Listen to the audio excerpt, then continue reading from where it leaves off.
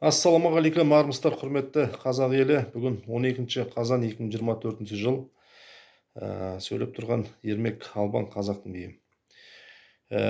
Бізде жылда 16-сы, 17-сі, 18-і күні өтетін қазақ билерінің құрылтайы бауырбаш жиыны болады.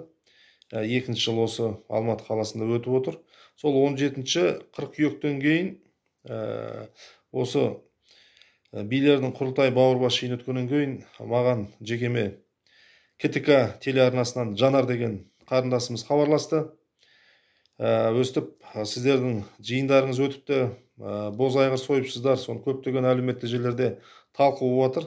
Сол сіздерден сұхбат алсақ, ешқандай теледидарға шығып сұхбат бермепсіз. Сол біз сізден сұхбат алайық, ешкімге бермекші деп өтініш білдірді. Мен жақсы деп айттым, және де билерге айттым, өстіп КТК телеарнасы өстіп бізді осындай сұхбатқа шақырып отыр деп.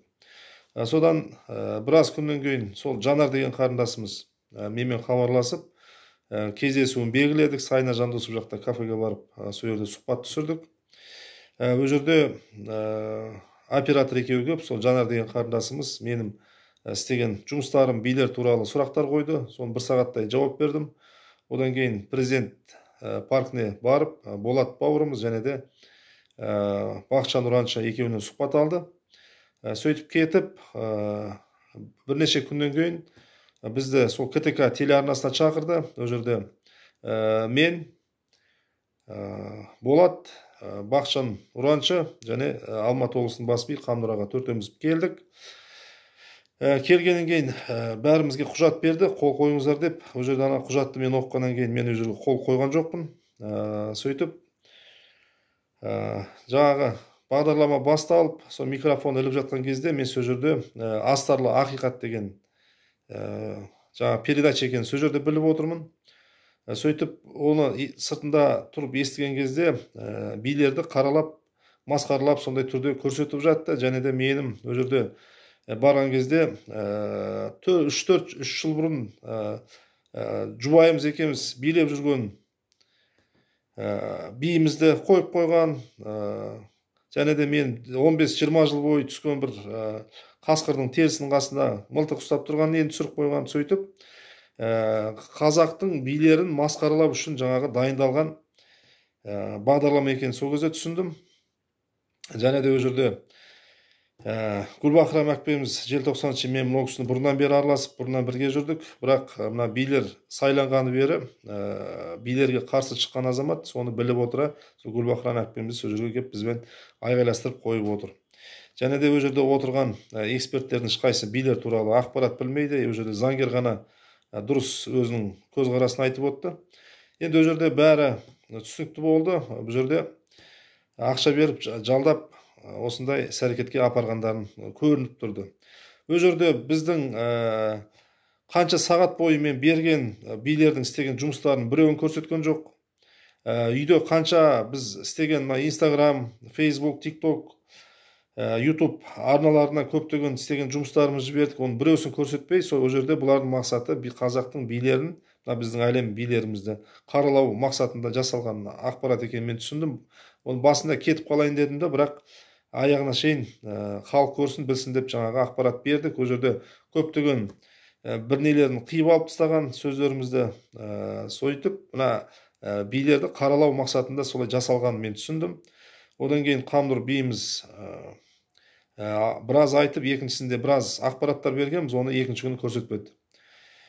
Сол 4-ші қазан ба, сол осы 4-ші қазанда көрсеткен бағдарламасы болды. Мына астарлы ақиқаттың сағат 8-ге таман көрсеткен. Ол жерде мен шыққаннан кейін ол жерде шулаттым. Жаңағы мыналарың не деген масқара, сендер сотқа берем, мынау енді масқара жағдай деп айтқаннан кейін сол жаңа мен басшысымын деп сол астарлы ақиқаттың бір жігіті шақырды. Ол сонан кейін біраз наразылығымды естіп барып, жақсы, мына бағдарлама шығатын болса, біз сізге бірінші көрсетіп барып шығарамыз деп жігіттік сөзін беріп, бірақ жігіттік сөзінде тұрмады.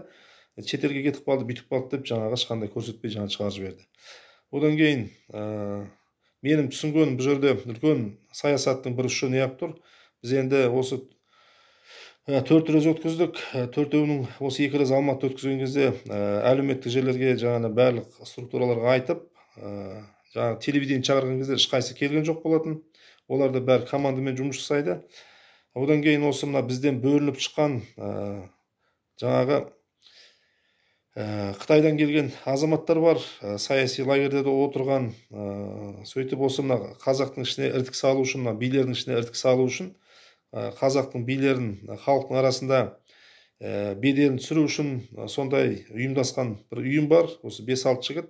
Солар бізден печать тұрлап, өздері қашып бөлініп кеткен. Осы қазақ билер алқасының мүшелері болып, қазір сол печать ұстап, одан кейін заңды төраға Асқат қазір заңды төраға болып отыр. Содан печатьті алып алып, ұрлап алып, өздерінің жаңағы іс-әрекеттерін жасап жүрген Арман деген жігіттің сол жерде телефондық жазбасын жіберді. Ол жерде оның бәрі айтып отқаны өтірік.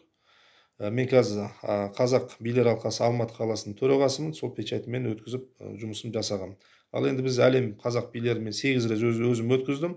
Ол жерде қазақтың бүткіл бас билер төраға болды, жаңағы құрылтайшы болып. Біз 8 рет өткіздік, бізге 8 рет жаңағы қайтарып жіберді, біздің ұйымды тіркемей.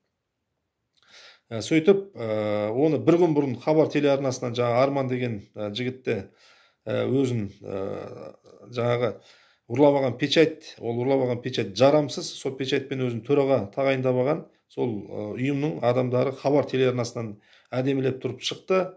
Ал енді 2 күннен кейін бізді қаралап сол КТК телеарнасынан шығарып отыр. Және де бүгін олар соттың шешімімен бұлардың жиындары заңсыз деп жаңағы шешім шығарылған. Соның өзінде де сол Астана қаласында бүгін өздерінің жиындарын өткізіп отыр. Сондай масқара жағдайлар болып отыр. Астарлы ақиқат айтатын болсақ, енді астарлы ақиқат ол жалдамалы ақиқат, беттерін айтам. Және де бұл мен түсінгенім, астарлы ақиқатта мына осы әлеуметтік желілерде көріп отырмын, жақында Баян Есентаева да шықты. Осы астарлы ақиқатта бағдарлама шыққаннан кейін 2 адам осы қайтыс болып отыр дейді, осы астарлы ақиқатпен байланысты. Бір қарындасымыз, және де осы соңғы кезде бір ініміз осы астарлы ақиқатта бір нелері шығып кетіп, содан жаңағы 2 адамның қазасына осы астарлы ақиқат кінәлі деп жаңағы әлеуметтік желілерден естіп отырмын. Содан кейін барып осы немді түсірейін деп мен шештім. Алдында жаңағы бір күн түсіргеннен кейін астарлы ақиқат видеоны алып тастаған болатын. Сол енді мен түсінгенім, бұл жерде жаңағы Жанар деген қарындасымыз мен өзім қызым сияқты қарадым. Қанша бүткіл істеген жұмыстарымыздың бәрін жіберіп, мені алдап отырып, осындай тірлік жасап отқанына мен өзім таңғалып отырмын. Бұл жерде қанша барсам мүмкін қазақтың қыздары мен балалары жүр. Мен енді астарлы ақиқаттан кейін бір дәретханадан шыққандай сондай сезімде болдым. Ана астарлы ақиқат бүткіл елдің боқтығын жинап, сол боққа отырып жүрген шыбындар, сол елдің боқтығын жинап, елдің алдына көрсетіп, масқараларын шығарып, өздеріне хайп жинап, жаңағы абырой жинап, ақшаларын тауып жүрген сондай дәретхана ұйым екенін мен көзім жетті. Сол үшін өкімет саласынан және КТК телеарнасынан мен талап етем, ондай астарлы ақиқат деген дәретханаларыңыз жабыңыздар. Басқа көрсететін нелеріңіз жоқ па? Қанша жақсы іс-әрекеттер болып жатыр, қанша жақсы адамдар бар. Халықтың идеологиясымен, қазақтың идеологиясымен рухани деңгейін көтеретін қандай жақсы бағдарламалар түсіруге болады.